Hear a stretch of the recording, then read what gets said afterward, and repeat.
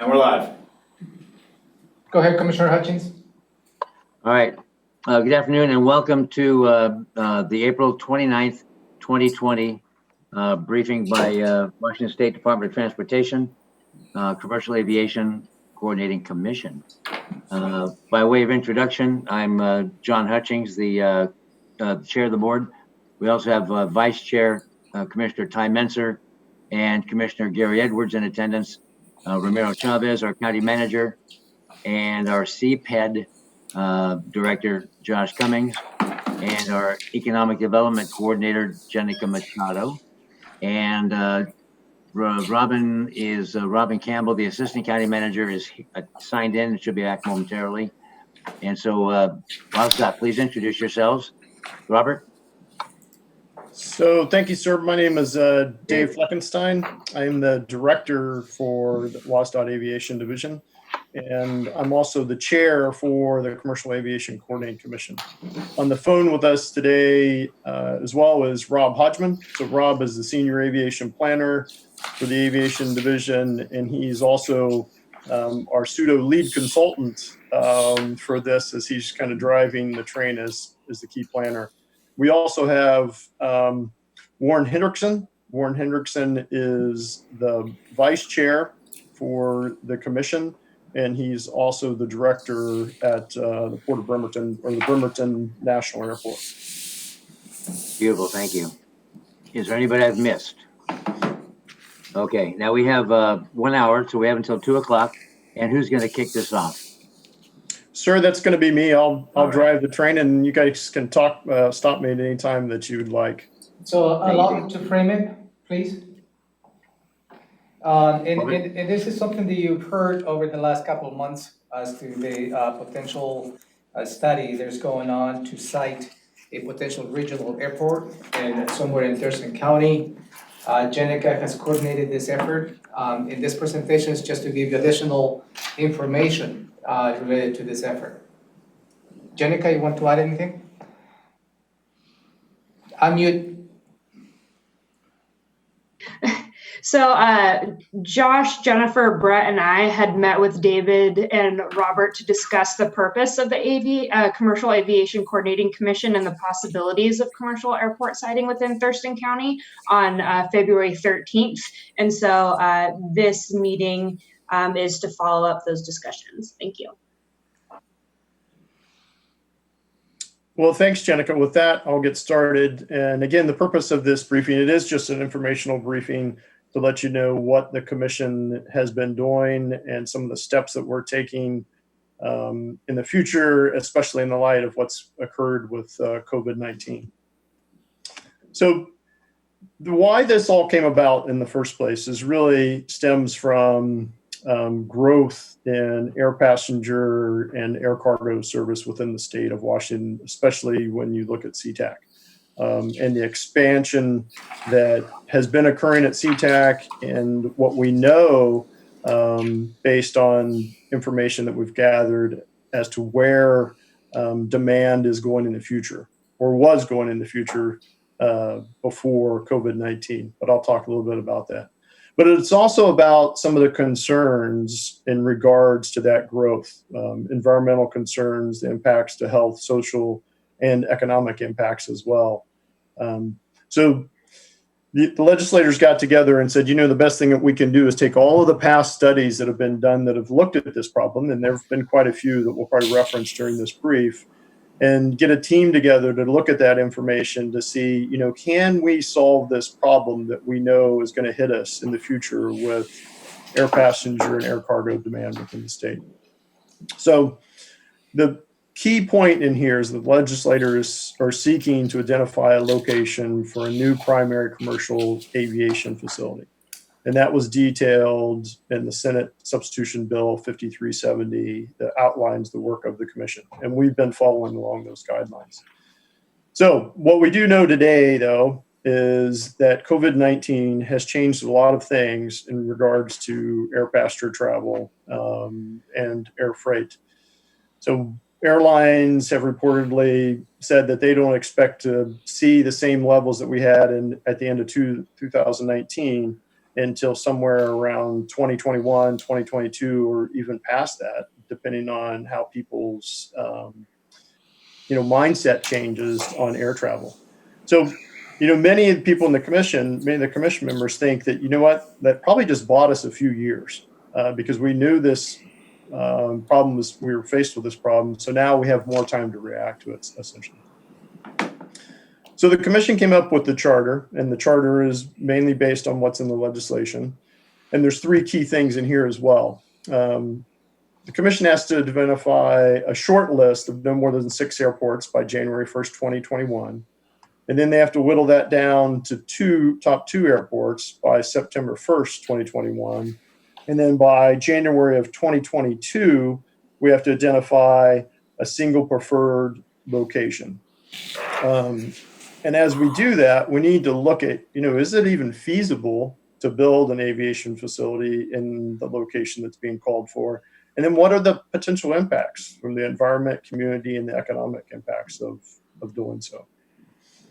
So part of what we're charged to do is develop a timeline, developing an additional facility that is completed and functional by 2040 that would meet the demand that we know is coming by the year 2050. But on top of that, the commission will also make recommendations for the aviation system as a whole across the state to meet our long-range commercial facility needs.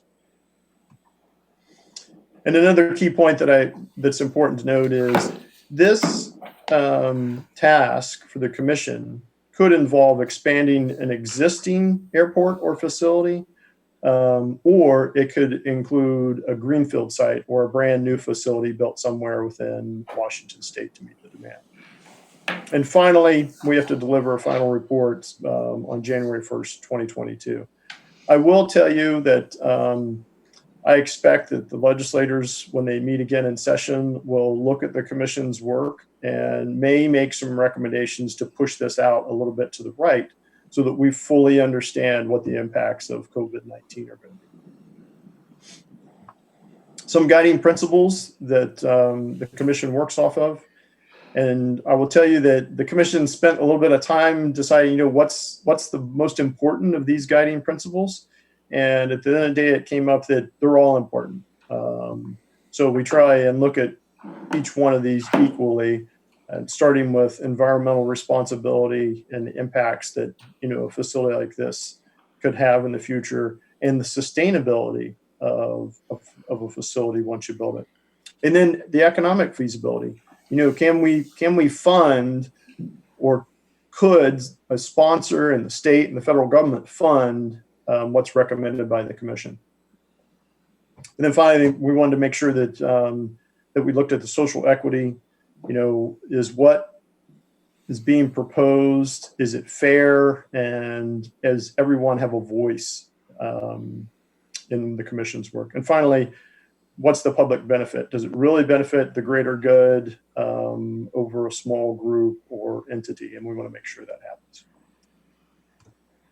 There is a pretty robust communications plan. In the last legislative session, the commission was provided an additional $200,000 to conduct a public outreach plan. Mainly what we're doing right now, given COVID-19 and the ability to make sure we're social distancing, is there's a lot of information that's now being added to the website that people can go to.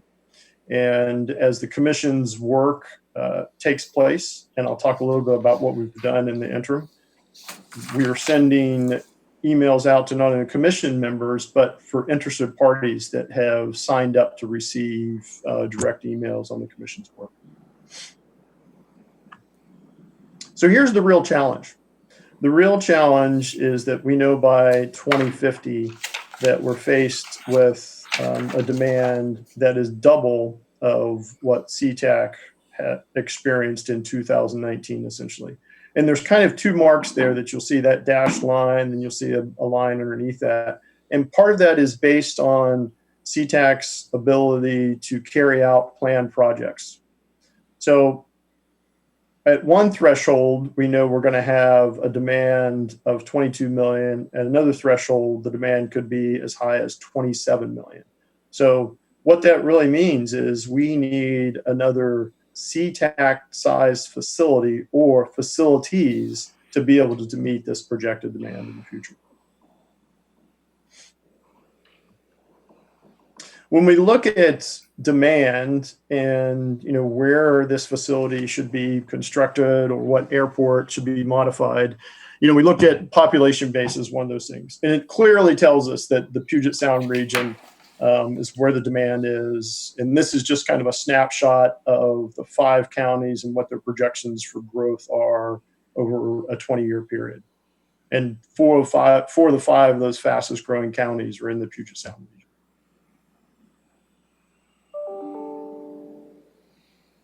So this is a snapshot of the decision-making process. We're currently in phase 1 where we're doing initial screening. Part of the initial screening, it was developed from recommendations that were made in what was called the flight plan study. So we started with that as a list. We've added to that over time, and the commission is getting ready to make some considerations of a pretty complete list of all the airports in the Puget Sound area and a little bit to the south of what the true possible airports are. So we're starting to get to the process where we whittle down to what would be 6 potential sites for expansion or a new greenfield site.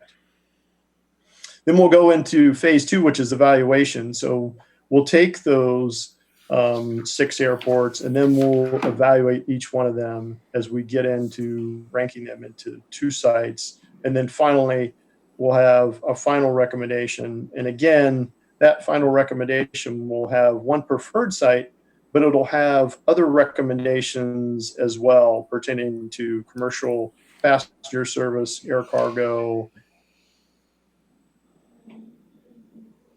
And what's important to note here for the commissioners is this is kind of step 1 of a 3-step process.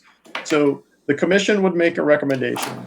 The legislators would decide how they're going to act on that as part of what I would call step 2. And then finally, the FAA process has to take place for an airport siting.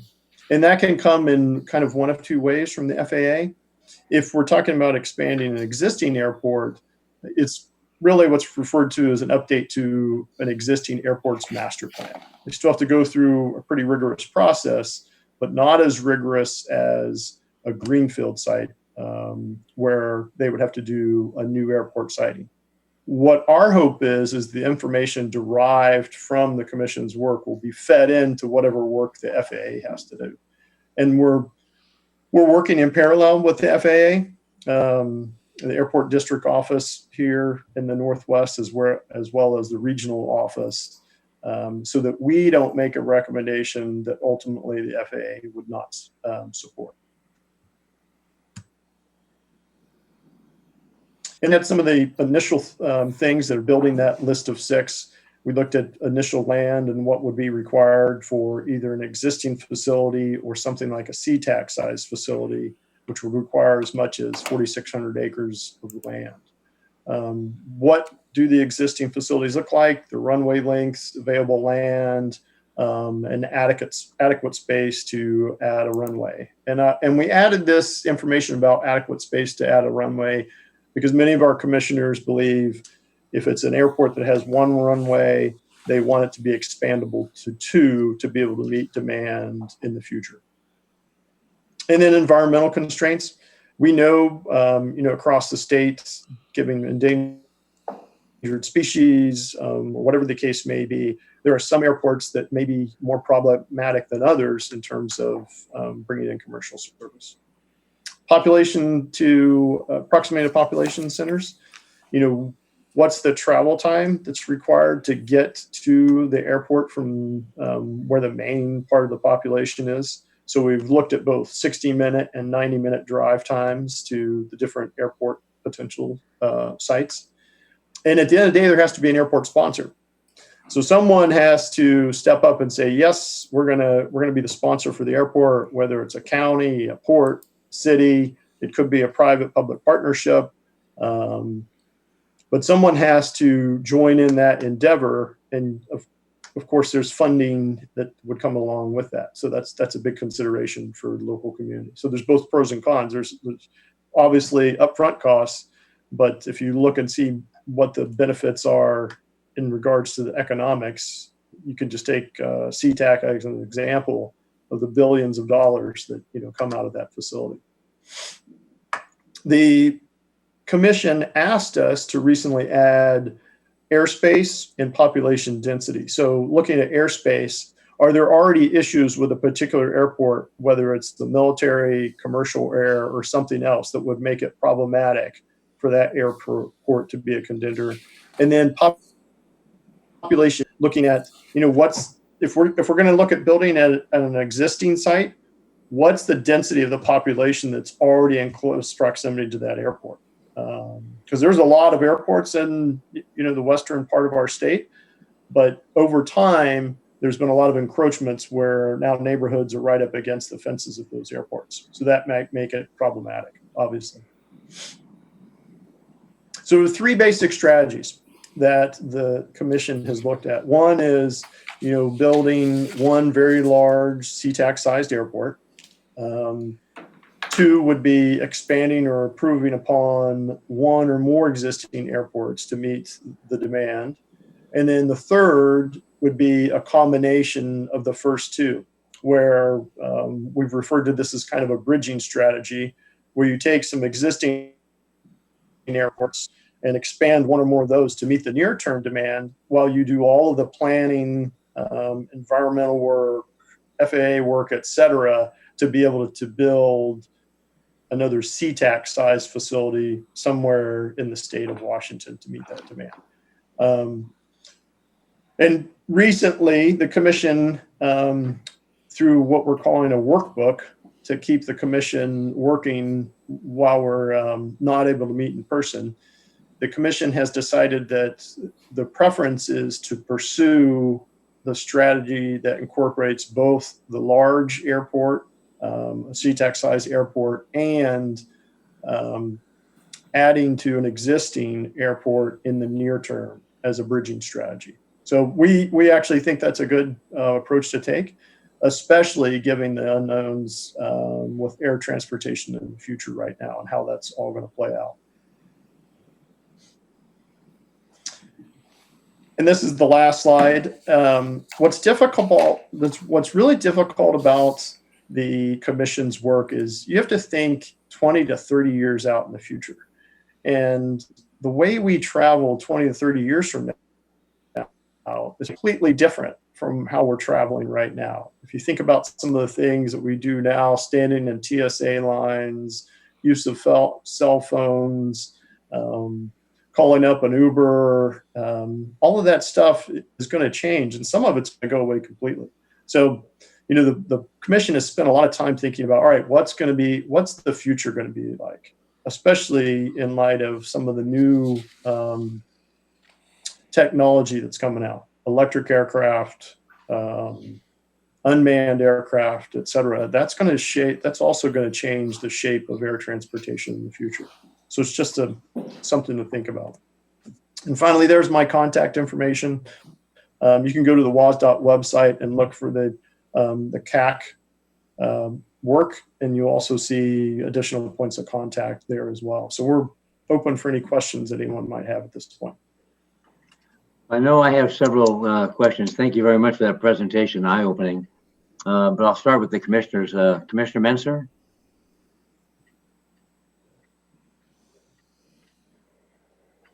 I'll let you guys go first, and I may have follow-up. Okay. Commissioner Edwards? I guess right off the bat, as the presentation unfolded, I'm curious about how relevant all your figures are, because the population of Thurston County, you show 266 there, but it's really right about 300,000 now. And so how does that figure in as you move forward, if you're off that much? I'm just curious. I mean, that's not a criticism. I'm just trying to figure out, if this is older information that's been in the works. So, because that was probably right about 10 years ago. No, that's fair, Commissioner. That the information was pulled from the Office of Financial Management. And Rob, would you like to add anything to that? Yes, absolutely. So, as David said, that information is for all counties in the state of Washington. It's based on the 2010 census and then the projections that were developed by the Office of Financial Management. So that's a direct pull from their website. So you're realizing that when the census is done, it'll, next year or something, it'll be Sure. new numbers. Sure. Sure. Well, I think that speaks to what we think is potential for growth. So, if you look up and down the I-5 corridor, there's growth occurring, happening to both the north and the south.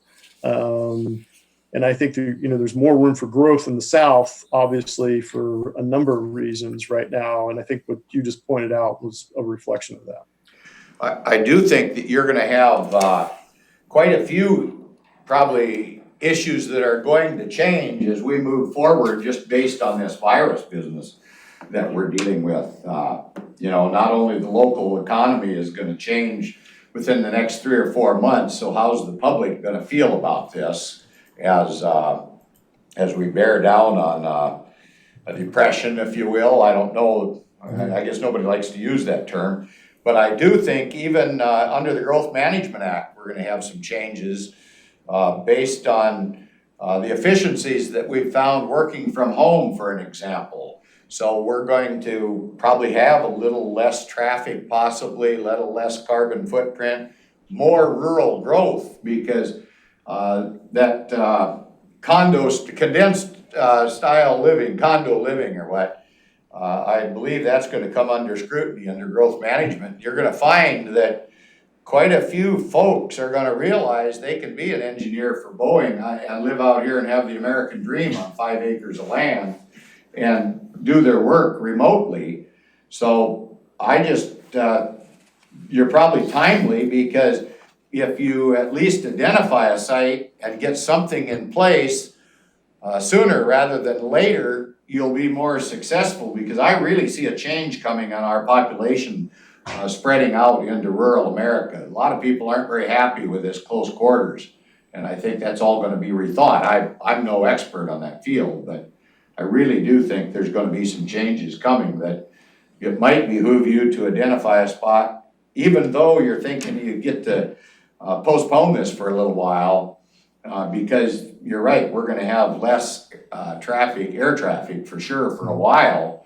But I do think it's gonna be ever more important to identify that site early so it doesn't get encroached on through other development and such. Romero, can I go first? No, please do. Okay. It's either for David or Robert or Rob. What kind of time frame are you looking at? I saw the 2040 and 2050, but you have 3 phases. And if you're dealing with the legislature, the FAA, the public involvement, and any potential court battles, what kind of time frame do you have for each phase? Kind of a guesstimate or gut feeling. Rob, go ahead. I see you're getting ready to jump in.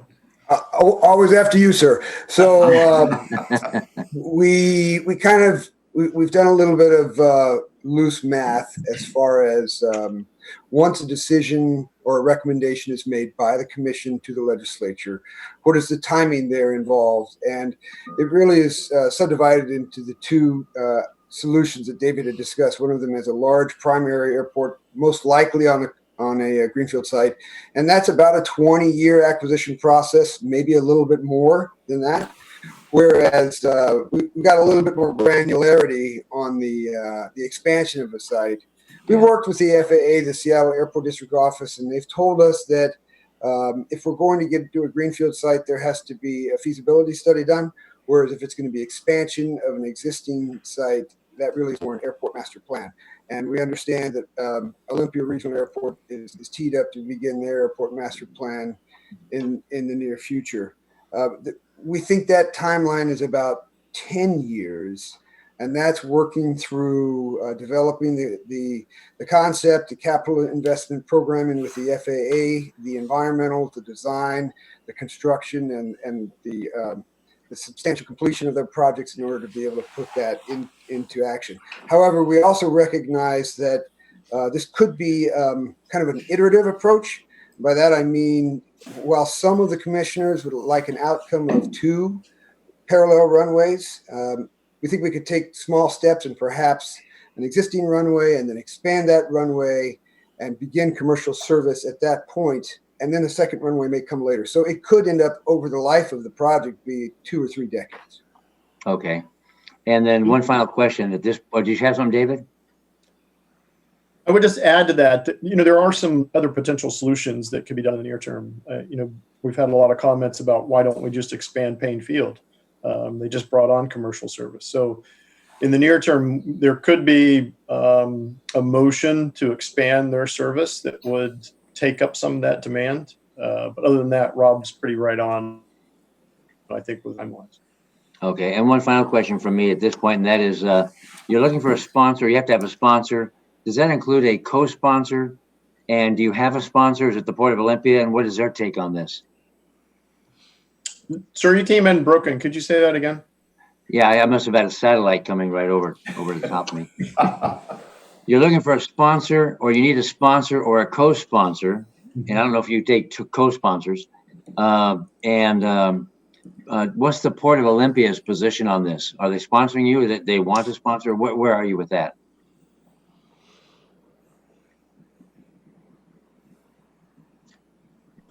He may have some internet access. So David has given a presentation to the Port of Olympia, and I think that they're supportive of the idea, but they want to see the direction the commission takes. So I don't think that the Port of Olympia has taken a firm position one way or the other. David, I'll step out. No, that's correct. The Port of Olympia is interested to see, what recommendations are made. I will say that Olympia Regional Airport is on the potential list right now, and so it is a consideration. One of the things, commissioners, that we wanted to talk to Thurston County about is the potential for greenfield sites. We don't know what that potential is, and we don't know if the county is interested in pursuing it at this point. And but do you, if the Port of Olympia is kind of cool to it, the idea, and I don't know what they're going to say, who knows when, do you do co-sponsorships, or do you need a co-sponsor, or does that help? Does that help in any way, shape, or form? Well, I think someone at the end of the day, the FAA is going to say at the end of the day, there's really one sponsor overall. Okay. But I couldn't say that with all certainty. Okay, thank you, Romero. Oh, go ahead, Robert. Sorry, if I could add to that, just a couple of things. There are some precedents set in Washington State for multi-government shared ownership and management of an airport. So, for example, in Spokane, the city and the county, and we have across the Dalles in Oregon with Klickitat County, and there's about 6 different examples of shared management ownership of airports across the state.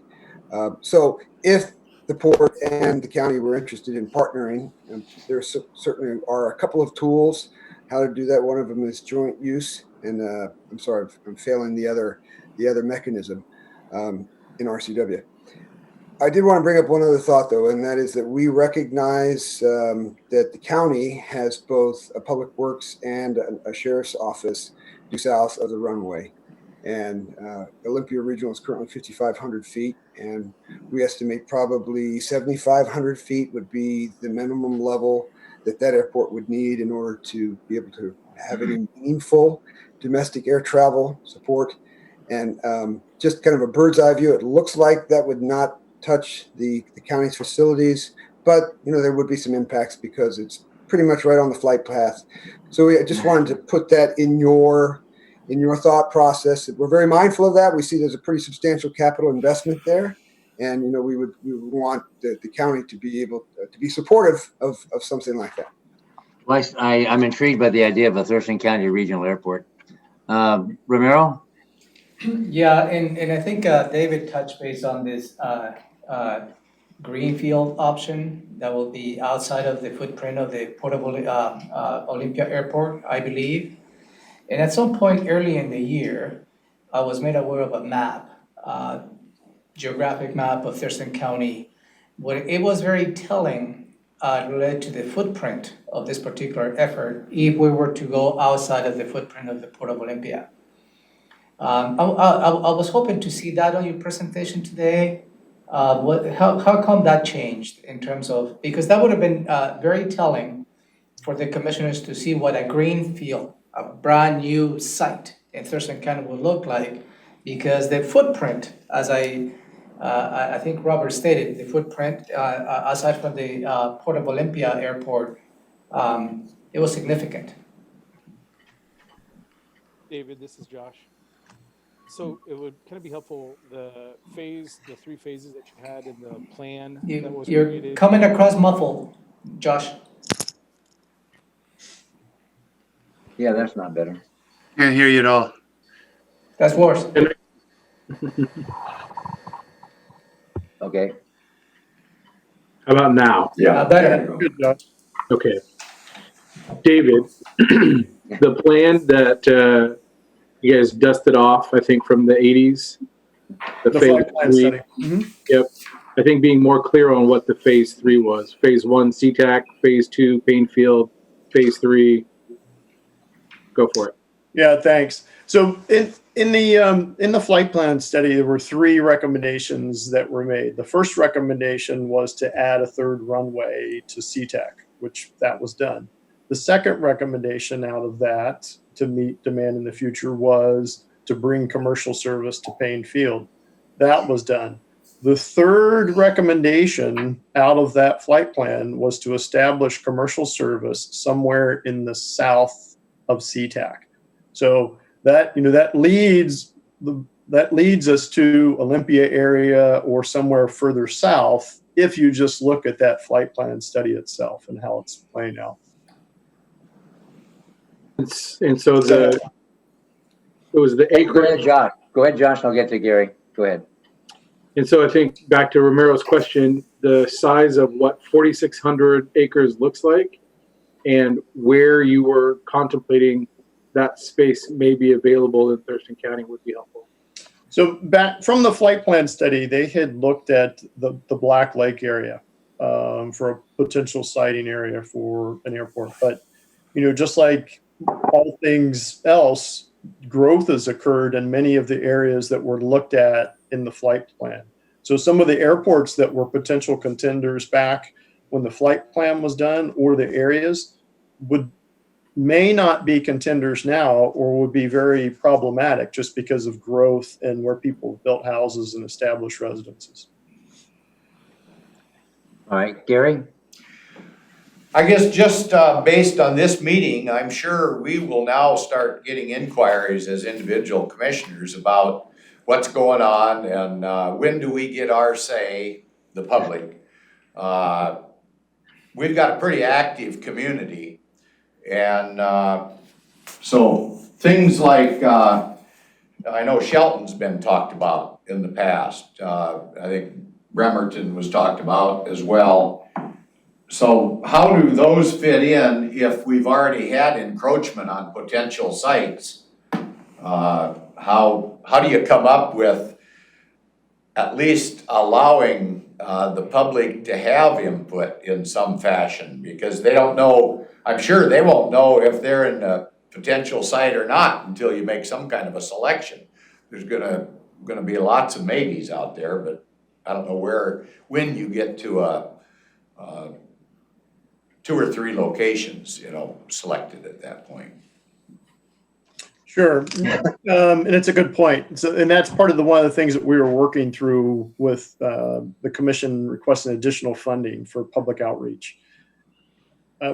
We think that the bulk of the public outreach is going to come when we get to 2 sites. And that's when there'll be a big push to hear from the public on, what it is they want, because we see that as a very important process of this, obviously. And we don't want to ignore it. That being said, the public also has 3 opportunities to provide input. They have opportunity to provide input as the commission is doing its work. They have opportunity to provide input when it goes to the legislators for the legislative considerations. And then a lot of that same public outreach is going to occur again once the FAA does their portion of the work, especially when they do the environmental studies and people have an opportunity to provide input as well. So I think that, there are a lot of opportunities. And as the commission meets itself, there's opportunities for the public to be engaged at those meetings. Right now, it's just a little bit problematic because of the constraints we have with COVID-19. The one thing that maybe you didn't mention is that's Shelton, because I know it's going to come up as a question to us. So have you had a similar proposal to the commissioners over in Mason County? So we actually have a meeting tomorrow to talk about Sanderson Field, and that's just breaching the topic. Kind of like what we presented today to you, Commissioner, we're providing the same information to them tomorrow. Okay, thank you. Hey, David, I don't want to neglect your vice chair, Warren. He's on the phone.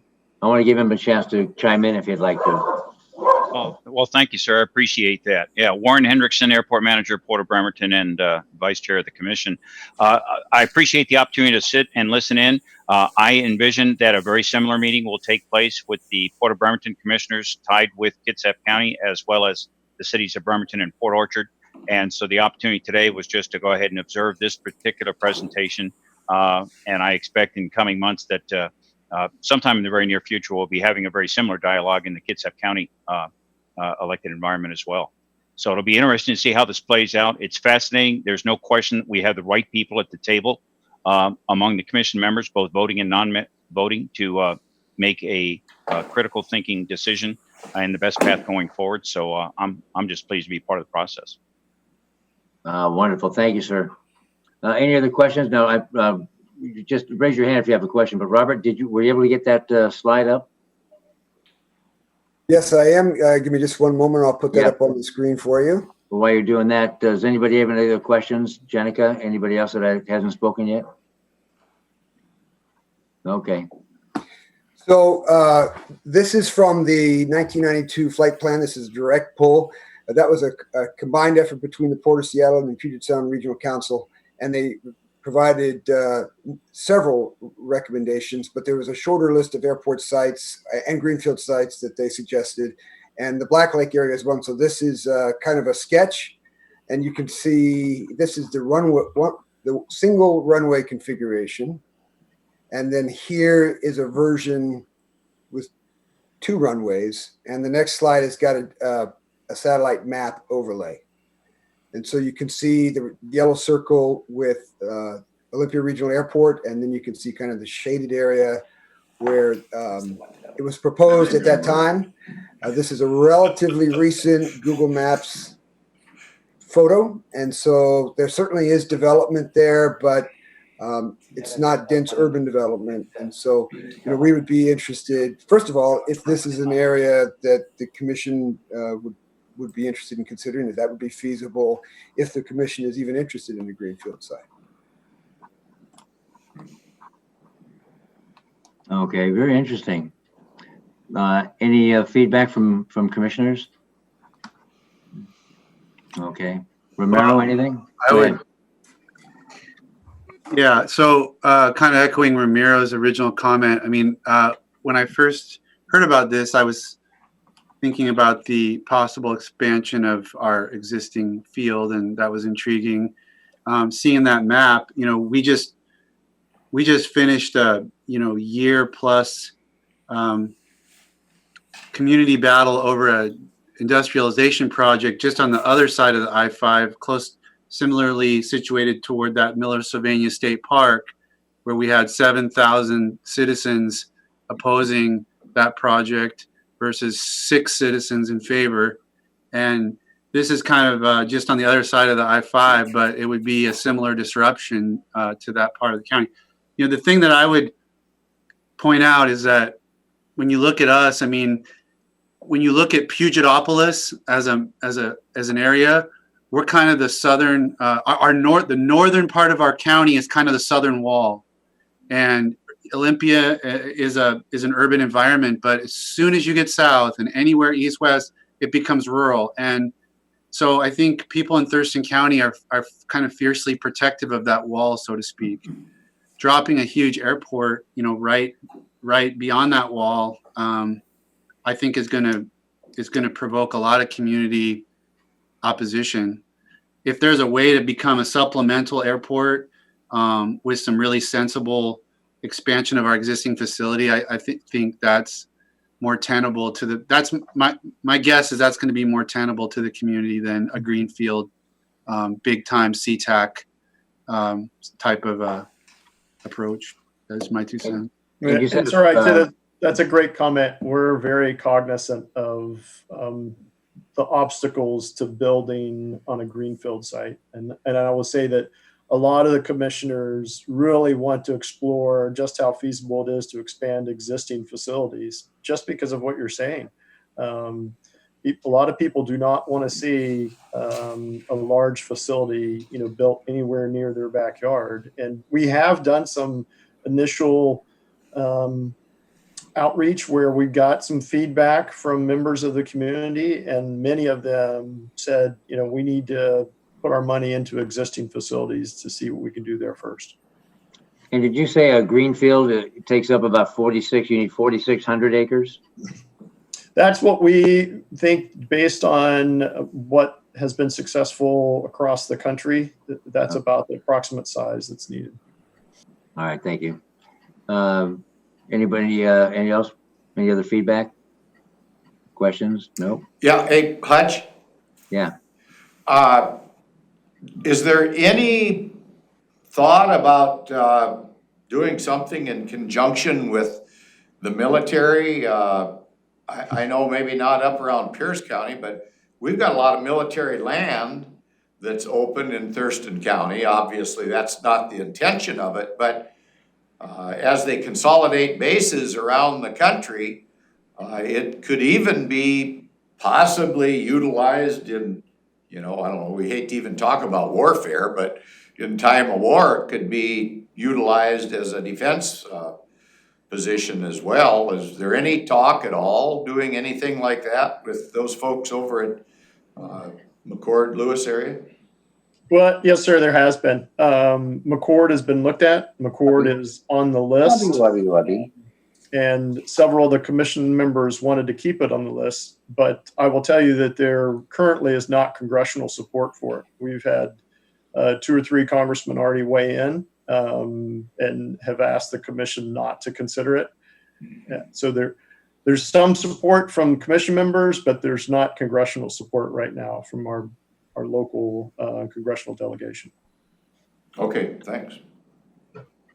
I have a quick question. Sorry. So David, when we had chatted back in February, you had mentioned it would be helpful to have feedback from the commissioners around July. Is that deadline still, or guideline still in place, or has that moved because of the COVID crisis? It is still valid, and I think we're just looking for support. Do the commissioners support either expansion of an existing facility within Thurston County, or looking into a greenfield site? Because we really have to, if we stay on the current timeline, which I believe that it is going to slide. But that being said, we're looking at establishing that site of 6 somewhere in the fall of this year. So yes, that helpful, or that feedback from the county would be helpful in July. Sir, is that a Bernese Mountain Dog in the background?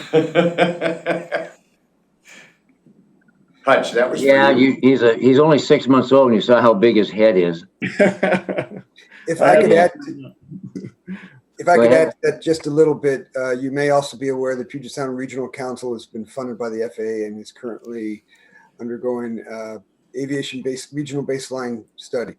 And we're relying heavily on that because 4 of the 5 counties that we're examining are within their region. And as a result of that, they just the first week of April had a meeting where they released their analysis of kind of a very high level analysis of the potential for the airports in that 4-county region. They started with 28 and they culled that list down to 5. And obviously that doesn't include Thurston County, but we've incorporated their findings. Some of the preliminary analysis that we have done is very much on par with the same attributes that they're examining. And we started with a list of 20. And the reason, kind of echoing what David said about July is still a valid date, is because we continue to reach out to the commission through alternate means and get their input. And we will be going out to them fairly soon with our list of 20 and some of the analyses we've done that maybe condenses that list somewhat. And so the train continues to move down the tracks, and obviously we'd very much like to hear from you if your preferences. Good job. Any other feedback or questions? I just wondered if the Thurston Regional Planning Council, this was mentioned by one of the port commissioners just when we first heard about it, like the same day. But this type of a deeper informational session would be perfect for that group. I don't know how much time and capacity you have to make these presentations, but that has a representative from like 23 different jurisdictions around Thurston County. So you really get a good cross section of community representation there. That's a good point. We'd be happy to give them a briefing similar to this one. Absolutely. I'll let the executive director know to maybe reach out to you guys. Yep. Thanks, sir. All right. With that, was that you, David, that called out the Bernie Mountain Dog? Yes, it was. Yeah, I'm sitting on a bar stool in my house. He's 6 months old and he just stepped up. He's just massive. We've never had one before, but he's an awfully cool dog. Yeah, they're great dogs. We love dogs. Oh, good. Yeah. So you're a family. Okay. Mm-hmm. With that, you want to wrap this up, Romero? Yeah, so I was just curious as to what type of document or instrument you would look for on July 2020 from the commissioners in terms of the support that you're looking for. Is that a letter or? I think a letter would be best, something that solidifies any intentions by the county so that we can provide that to all the commission members. I want to say something. We will also obviously make that a public document. Okay, thank you. But that is not a sponsorship. It's just a letter of support. Yes, sir. Okay. All right. Expressing your interest, essentially. Got it. Thank you very much. Commissioner Edwards has a question. Okay. I just wonder, I know you guys have kind of a time frame that you're working with, but I almost wonder if that isn't a bit premature without having any public input or the ability for the public to have input. And here we are, we don't know how long we're gonna be having these remote meetings to where we really can't have an adequate dialogue with the community. So I just wonder if that's realistic, that's all. Well, my thought is, it's not a letter saying, yes, do it. And it's not a letter saying no without the public input. It's, hey, we're interested. Mm-hmm. We want to know more about it. Then we can make a decision. Yeah, a very high level type of support, I assume. Yeah, well, that's my thought anyway. It's not neglecting the public input. It's just give us more information. Well, perception, I guess, perception is reality to a lot of folks, so, you know, we'll see where it goes. Okay. You know, we have had to shift our strategy a little bit with our public engagement. I think we're about 6 weeks into this COVID-19, and we're getting ready to go out with our revised public engagement process based on the shifting sands. And so I think we'll be relying heavily on the website and maybe some social media and maybe a Survey Monkey and those types of things in order to give our stakeholders an opportunity to be informed and to voice their opinions, because we value that and we want to make sure that we address that. But Rob, Commissioner, I would say your point's well taken. You know, if the feedback from the county is, hey, we need more time, based on the fact that we want to go out and talk to the public more about this, we'll obviously feed that back into the commission. And I think that might help drive some decisions with legislators, you know, next time they meet and consider whether or not we're going to slide this to the right. And going back to Rob's point, I don't think this is so much a shifting sand as it is with aviation. It's quicksand at Yeah. this point. I think Well- they had, what, a 66% drop in air travel? Oh, no, sir, it's much more than that. Or more CSAC than that? I think it's close to 90% what I heard this morning. running at about 6% of what they would have been this Oh my time. God. Yeah. Okay, quicksand. Yeah, the only shining light is actually air freight, because everything that used to come in the bottom of air passenger service has gone to Right. freight. We've actually seen increases in domestic air cargo. And that, matter of fact, as of just today, Alaska was reported as the busiest airport in the nation. And part of that is because China is now starting to produce goods at a higher rate again, and stuff is starting to flow in internationally. That makes sense. You know, one of the charts that David showed you showed that the capacity gap at SeaTac was projected to begin in 2027. And so now that we believe we've bought a little bit more time, that's actually a benefit, because as I mentioned to you, we probably need about 10 years to expand the existing airport, and we didn't have that. And so, you know, if this demand stays low for a few years and then starts to rebound on the same trajectory as it was, that will give us the 10 years that we need. So it actually puts us in a very good spot, but we need to continue to do the work because it does take the 10 years. You know, you folks talked about length of runway there early on. Did the acquisition by the Port of Olympia cover that type of an extension? And that's been over the last 20 years or so. You mean their acquisition of properties? Yes. My understanding is not completely, but you know, I'd have to confirm that with the port. All right, I'm gonna go around the room real quick. Robin, anything? Josh? Jenica? Nope, okay. Ty, any final? Gary? Nope. No, sir. Romero? Wait, let me go back to WSDOT. Anything final comments or thoughts? No, thank you all very much, and we appreciate all your comments on this. Yeah, thank you. Romero, you have the final word. Yeah, so I will bring this item for your discussion here in a couple of weeks. Great. All right, thank you all very kindly. Stay safe. Don't Thank you all. touch your face. Stay healthy as well. Thank you very much. Thank you all, I You're very appreciate it, very good Gentlemen. information. You're very welcome, and thank you, Warren. Bye-bye.